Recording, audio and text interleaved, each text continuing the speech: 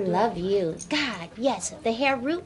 A lot of the people in my class at my school, they don't even know that. Hair root is one. That's the hair you can't see. What's the other part that you can see? What is that called? The hair that you see. This hair that you see. The hair that you see. That grows out, that you see. Sprout. What's the name of that? What is it called? Technical term. The hair shaft. Can you say that? Hair shaft. Hair shaft. Okay.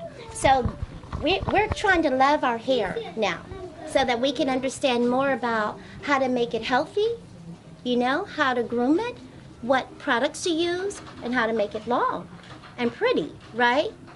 Okay, so I'm going to do a song that I just kind of came up with today, but you have to help me. And it goes like this. I'm singing.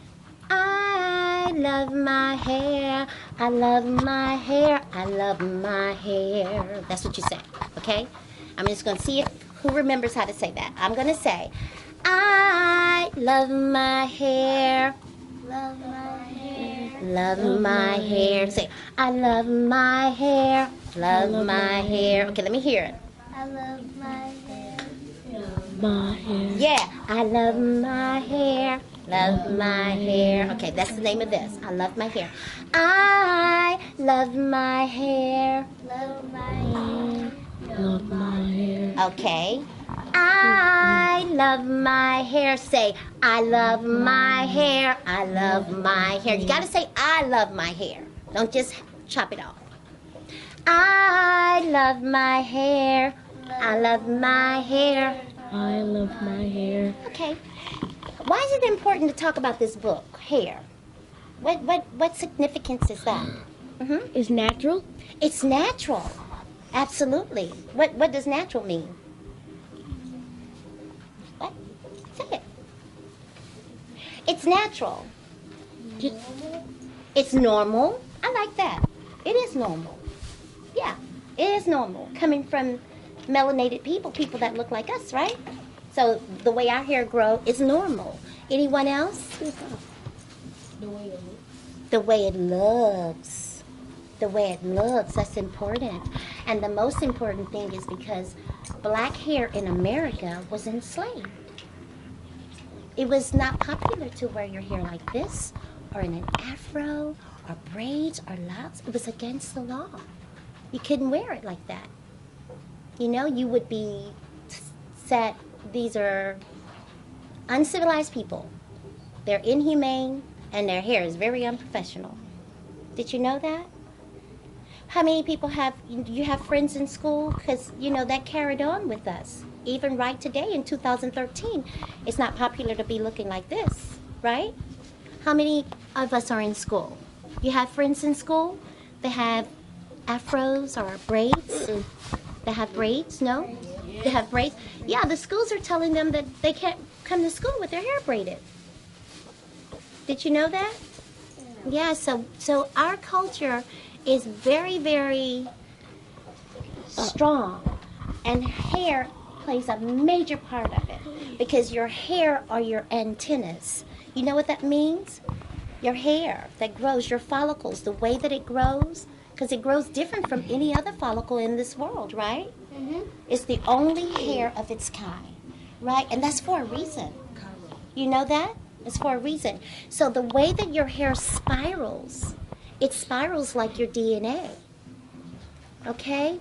It spirals like how we are designed.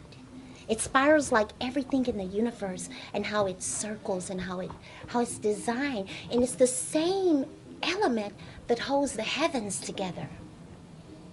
Did you know that? Yeah. So when we wear our hair the way God made it, we have a stronger connection with God and the heavens.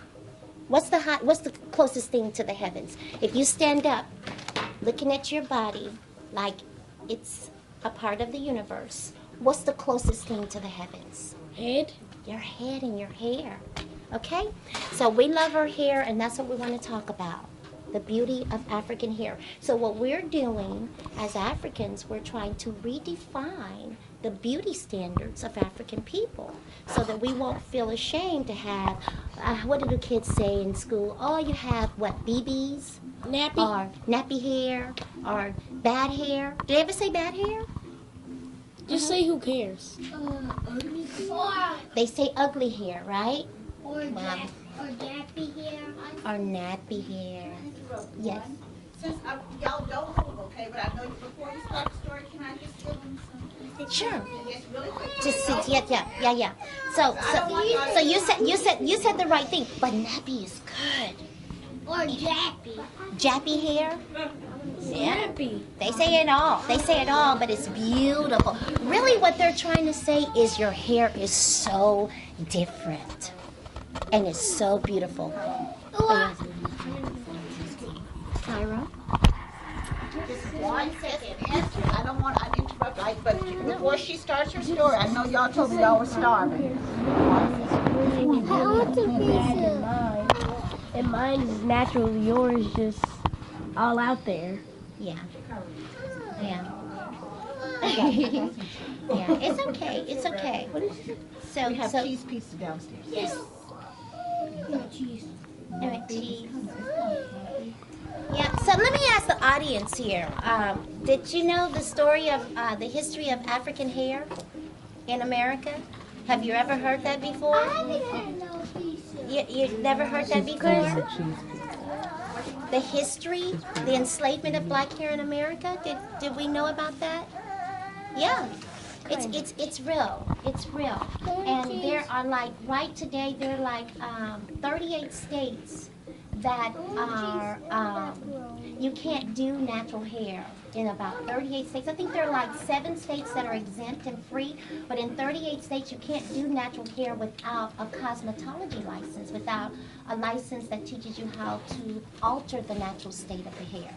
It is against the law to do it. I mean, you will be fined, or you will be jailed, or you will be shut down. So the history of African hair is very important because we never knew anything but beauty. Like our hair was very beautiful, our skin complexion very beautiful, until the enslavement of black people and how they knew that the most important thing to take away from it, because I say right now, the most important thing that is still enslaved on us more than anything else is what? Absolutely. And your hair is connected to your brain, your thoughts, you know, your history, things that you remember, things that's already, you know, etched in you. And if you have no understanding of why it's important to teach your children how to love natural hair and love their hair in its natural God-given state before they grow older and say, oh, I want to become a cosmetologist, what is that? Who were the first known cosmetologists? Who were the first audience? Madam C.J. Walker? No, who were the first known ancient? I'm talking about past Madam C.J. Walker in slavery. I'm talking about way long time ago. Who? Harriet Tubman. Well, I'm talking about long before Harriet Tubman. I love Harriet Tubman. Who were the first known cosmetologists? Yeah, ancient Commissions. How y'all gonna say Chinese? Everybody got everything from the Africans. Say Chinese. Everybody got everything from Chinese don't know nothing about how to manufacture the hair, and we tell them what we want them to manufacture. So the ancient Egyptians, the ancient Commissions, Africans. Who invented the first Afro wig? Who invented wigs anyway? Where did the idea of wigs ever originate from? Oh yeah, there you go. Seriously. It's a part of our beauty adornment. And that's something we really need to study. I really think that there needs to be a subject in the colleges, you know, in the universities that deal with the enslavement of black hair. I don't know why. You don't know why? Well, it doesn't matter now because we know who we are, right? We know that it's beautiful, right? Yeah, we won't worry about why. We're just going to fix it. Yes? I don't get it because if you're reading a book about hair, why do y'all use a wig? Okay, because black people Africans invented wigs. Okay, wigs are a part of the beauty aesthetics, beauty adornment. For instance, have you ever gone to like a masquerade? Do you know, you're from Louisiana, do you know anything about the Mardi Gras? Okay, so what we taught the world to do was to not just polish their fingernails and look pretty, but to dress up their whole entire bodies. Okay, the Massa, the Danakil, the Funani tribe, especially the Massa tribe, they would dress up and put their little wigs and attachments and stuff on to offset their opponent, like to disarm them. Like, okay, you see me, I'm looking fly. I got all this stuff going on. You can't be about to go to war with me. So they would be so enthralled with the beauty of the Africans that they would lose the war. We created beauty aesthetics. Remember that, beauty adornment. That's something that we have to hold on to because we gave that to the world. We gave it to the artists. We gave it to the people that are in the theater, you know?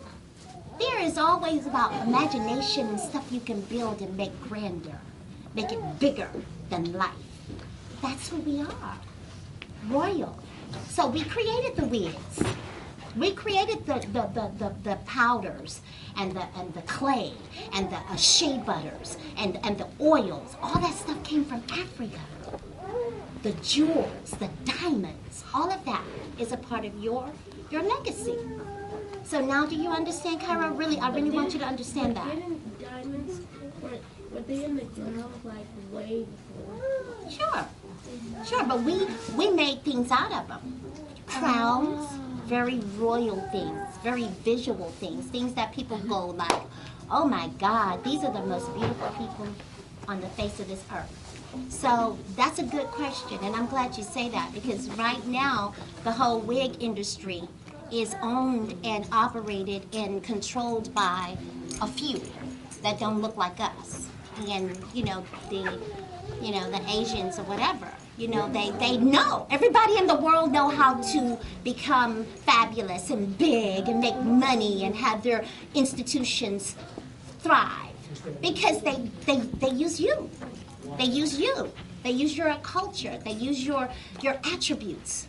So that's what beauty is all about. And when we talk about the equation of African beauty, we cannot relegate it to what we have physically and laughter. We're not here to make people laugh anymore. It's bigger than that. It's the origin. It's Mother Africa. She is the one that gave birth to everything. Y'all remember that, okay? She blew the breath of life into everything. Everything. So it's important that you understand the beauty of your aesthetics, your African identity, how God gave you, how God made you. Did God make a mistake? You sure? I don't make mistakes. God didn't make a mistake. He never makes a mistake. Never make a mistake. So your hair, in its God-given natural state, is what? No. It's beautiful, right? Remember that. So when the kids are talking nonsense at school, you don't have to say anything because they just don't know, right? So you can educate them and say, you know what? I think it's pretty. I think it's beautiful. That's what I think. All right? So you guys tell me when you're ready. I know you're getting down on your pizza. We're ready. Any questions? In the audience? Anybody? Okay. All right. So I don't want to disturb your eating, but when you're ready to go, then tell me. I'm so ready. I love my hair by Natasha Anastasia Tarpley. This is a nice little Everybody book. say one time the title of that book. Say, I love my hair. Go. I love my hair. Yes. Right. Absolutely. God is good. Okay. Real good. No questions, right? Everybody in the audience is just done. What are y'all thinking about? Just smiles. Just smiles. Here, look at all the things. Okay, I want you to take a look at this picture. What is it that you notice in this picture? What do you know? A pig. A pig. Yeah, what you know? combs and hair bows. Hair bows, that's adornment. Back to what you were talking about, Cairo, with the wigs and all that, that's adornment. That's stuff that we add on to make it more bigger than life, right? The stuff that we add on, like the bows and the ribbons to make it pretty, right? This comb did not come to America with the Africans, with the kings and the queens and the royalty. Okay? This comb was left at home. It's not like this. It's a little bit more intricate. The comb that navigates naturally through African hair does not look like, where's the comb? Yinka Binka. I got one. Can I have that comb? Just kind of scoot it over here. The comb that navigates naturally through African hair does not look like this. What kind of comb is this? You can't go no. What kind of, can I comb your hair with this, please? Okay.